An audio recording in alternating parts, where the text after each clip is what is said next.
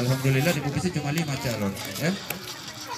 Jangan kemudian ada kampanye salah satu calon, kemudian kasihan dari beberapa calon juga tersinggung. Oh, saya tidak merasa putra Bupisi, ya. Tidak boleh. Ini pemilihan bukan pemilihan keluarga. Ini pemilihan kepala desa. Artinya harus mampu menyadari bahwa di dalam desa itu ada terdiri dari beberapa suku, agama, dan ras. Itu yang harus dimampu. Bukan hanya sekedar kita bicara saja. Yang kedua, kalau ada yang tidak puas dalam kepemimpinannya saya 12 tahun, saya minta maaf karena saya juga ini bukan pemuas. Saya hanya pelaksana amanah Undang-Undang Nomor 6 2015. Kalau mau cari puas jangan ke saya. Yang kedua, kalau ada hal-hal yang ganjal, introspeksi diri, kekeliruan kita di mana. Jangan kemudian ego kita, sakit hati kita, dendam kita jadikan alat untuk mau memecah belah persaudaraan yang ada di desa Bukit. Insya Allah kita akan bisa pertahankan. Dan kalau toh saya terpilih, saya tidak pernah janji harus si ini aparat karena ada aturan sendiri, ya. Peraturan pemerintah nomor 83 tentang pengangkatan dan pemberhentian perangkat desa terstruktur dengan jelas tata cara pemberhentian dan pengangkatan perangkat desa. Jadi perangkat desa yang aktif itu tidak usah takut, ditakut-takuti, mau diberhentikan, ya. Jadi sebagai penutup daripada arahan saya pada kali ini, ya, saya hanya ingin menyampaikan satu firman Allah Subhanahu wa taala. Izinkan saya mohon maaf bagi penganut agama sahabat. Ada satu firman yang mengatakan begini. Wa makarullah wallahu khairul makirin. Dan mereka membuat tipu daya. Silahkan membuat tipu daya. Allah yang akan balas tipu daya itu karena Allah lah sebaik-baik pembuat tipu daya. Ya?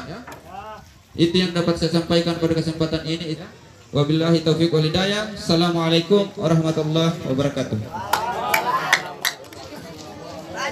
Ya, itulah tadi sepatah kata kita telah dengarkan bersama dari calon kandidat nomor urut 5.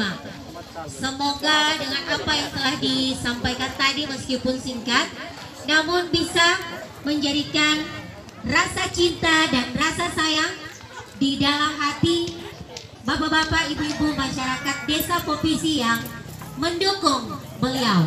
Amin ya rabbal alamin. Yang pertama pertanyaan saya tentang pemecatan aparat.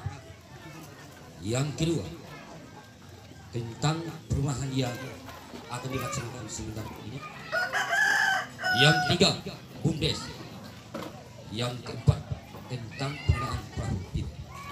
Itu saja yang bisa saya pertanyakan. Lebih dan kurangnya saya mohon maaf. Terima kasih. Jadi saya jawab langsung, ya. Jadi ada 4 pertanyaan, bapak-bapak, ibu-ibu, sengaja ini bagus pertanyaan secara umum saya jawab, ya. 1, tentang pemberhentian dan pengangkatan perangkat desa. Peraturan pemerintah nomor 83 tahun 2018 sudah mengamanatkan dengan jelas bahwa perangkat desa itu bisa diberhentikan dengan 4 kriteria utama. Ini supaya bapak-bapak ibu tahu jelas. Pertama, 1, meninggal dunia. Sampai sekarang belum ada yang meninggal dunia perangkat desa, ya? Belum, masih alhamdulillah sehat. Yang kedua, umurnya 60 tahun. Ada yang sudah 60 tahun perangkat desa, Rakuti barangkali. Ya? Ada. Yang ketiga, yang bersangkutan mengundurkan diri. Seperti salah satu calon kandidat kita, beliau dengan tegas memberikan secara tertulis pengunduran diri ketika mencalonkan diri sebagai calon kepala desa. Ya, ada 1 kekosongan dalam sistem pemberangkat desa. Ini saya katakan secara jelasin, ya. Yang keempat, terlibat tindak pidana korupsi yang divonis di atas 5 tahun. Paham ini, ya? Ya. Yang kelima, diberhentikan. Nah, diberhentikan ini kalau saya mau bahas satu-satu, saya tidak salah tutor kalau begitu ya. Jadi saya singkat-singkat saja ya. Nah, oke. Itu puas, bisa?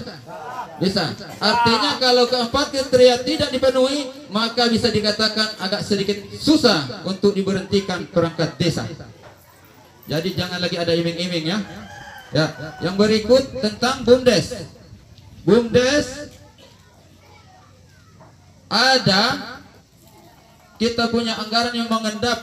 Saya tidak tahu apa di ketua atau di sekretaris atau di bendahara, yang sampai sekarang ini belum terjadi penyaluran kepada para nasabah. Ya, tahun 2022 saya bentuk tim yang diketuai Pak Soekarto Baco, Pak Batman Estika, Pak Abudin, Pak Junaidi Estilal, ditambah saya lupa satu itu lagi. Secara resmi saya bentuk tim untuk mengaudit perkembangan BUMDes, tapi sayangnya pengurus yang bersangkutan ketika diundang oleh yang tim yang saya bentuk tidak hadir. Saya tidak tahu ada apa. Saya dipahami ya? Tapi insya Allah kalau Allah bertemukan kita 2024, saya nyatakan secara resmi akan saya terang-terangan mau cari gimana itu doi BUMDes, supaya jangan asumsi masyarakat. Kepala desa yang makan itu doi, kepala desa korupsi itu doi, padahal tidak tahu di mana dia doi. Ya. Yang ke berikut apa lagi? Perumahan Fiber. Jadi bapak-bapak, ibu-ibu, Fiber itu program inti saya. Saya kan sudah berjanji lewat musyawarah terbuka di forum, dalam waktu tahun 2023 Popisi bebas perahu kayu. Ya. Cuma sayang seribu sayang, Allah berkehendak lain. Oleh peraturan Presiden tahun 2019 mengatakan semua kegiatan yang sedang dilaksanakan stop. Indonesia darurat bencana COVID-19, sehingganya 3/4 anggaran akumulasi penuh itu diarahkan kepada COVID dalam bentuk apa? Bantuan langsung tunai, bapak-bapak ya. Tapi tidak surut saya berbuat, bapak-bapak. Sejak 2019 minimal 1 tahun saya adakan 5 atau 7 buah Fiber. Tapi sayangnya belum sempat selesai. Insya Allah ya, pegang lagi bahasanya saya, paling lambat 3 tahun sejak 2024 Popisi bebas perahu kayu. Dan untuk 2024 juga saya nyatakan Popisi bebas KTT tua. Saya tidak nyatakan ini karena saya calon, karena saya kepala desa. Kenapa? Karena sudah dibahas di rencana kerja pemerintah desa 2024 Popisi secara umum KTT baru. Sekarang lagi satu lagi, apa lagi tadi? Perumahan.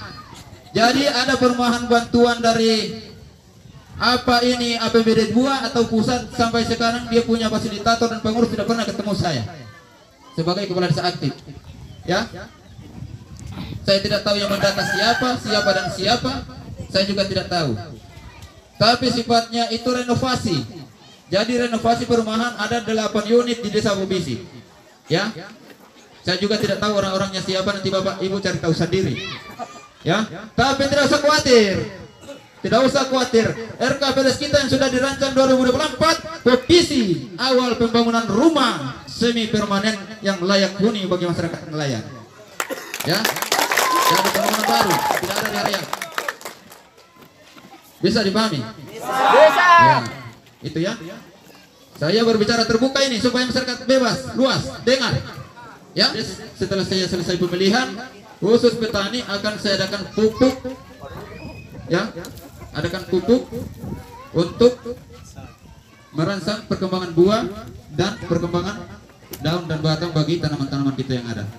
Bagaimana? Oh ya, bagaimana dengan yang tukang?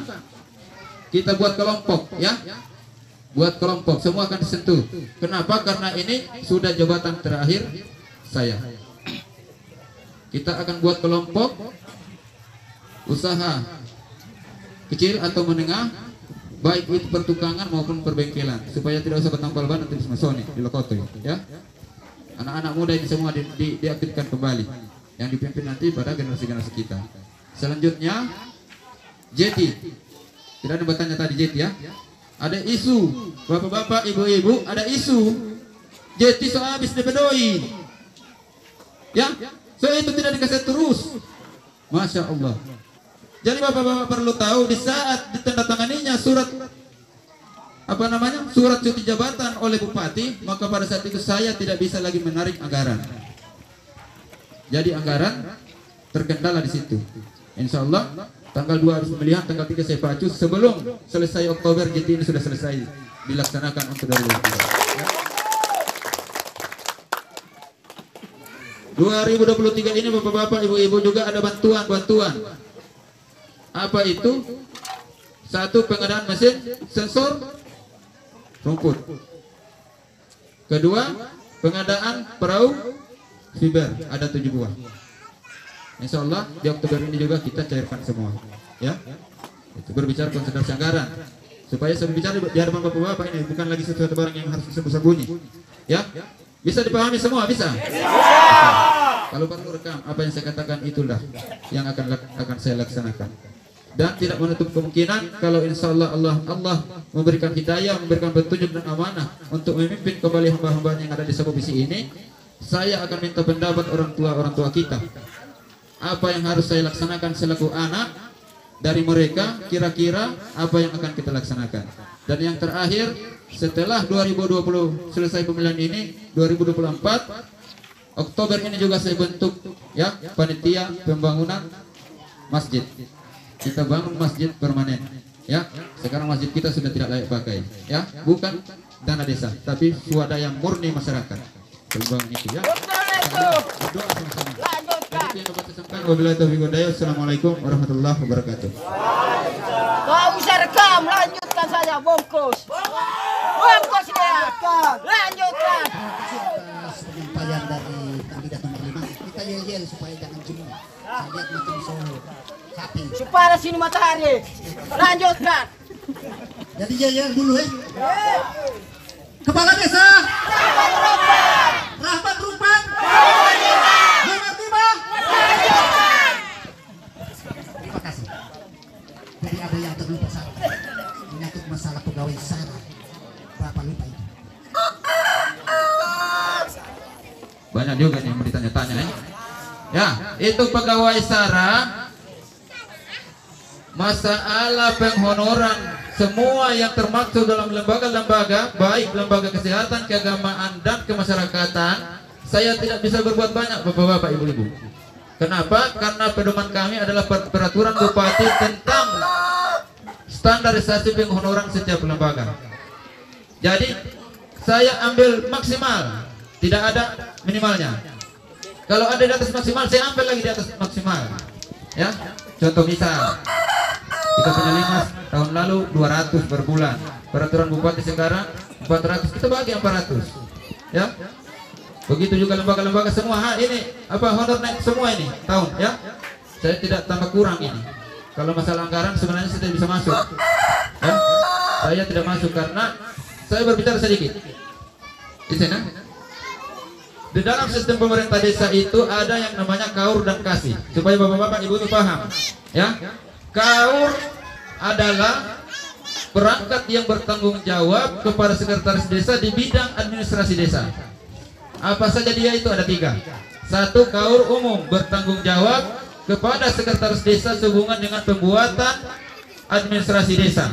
Sekarang saya tanya bapak-bapak ibu-ibu, angkat tangan selama 12 tahun saya menjabat, kalau ada bapak-bapak punya kebutuhan penggunaan administrasi yang bapak dimintai bayar.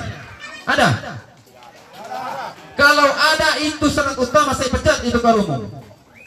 Ada? Alhamdulillah tidak ada. Ya. Yang kedua, kasih kaur perencanaan. Kaur perencanaan mendesain apa segala macam, termasuk di dalamnya RKPDes, RPJMDes, APBDes, semua desdes. Ya, saya tidak bahas ke sana. Yang ketiga, bendahara desa. Ketiga bertanggung jawab kepada kepala desa. Seksi 3 termasuk di dalamnya pemerintahan. Siapa yang tidak diurus dia punya KTP? Semua ada. Alhamdulillah, berarti pemerintahan Bacu sudah melaksanakan tugas. Ya. Jadi kalau saya mau tanya satu-satu semua tidak ada lagi masalah. Saya akhiri, wabillahi taufiq wal hidayah. Assalamualaikum warahmatullahi wabarakatuh. calon kandidat nomor urut 5 pada sore hari ini kami nyatakan selesai. Dan jangan lupa kita bertemu di tanggal 2 Oktober. Terima kasih. Billahi taufiq wal hidayah. Wassalamualaikum warahmatullahi wabarakatuh. Ya, disilakan kepada Bapak dan Ibu untuk maju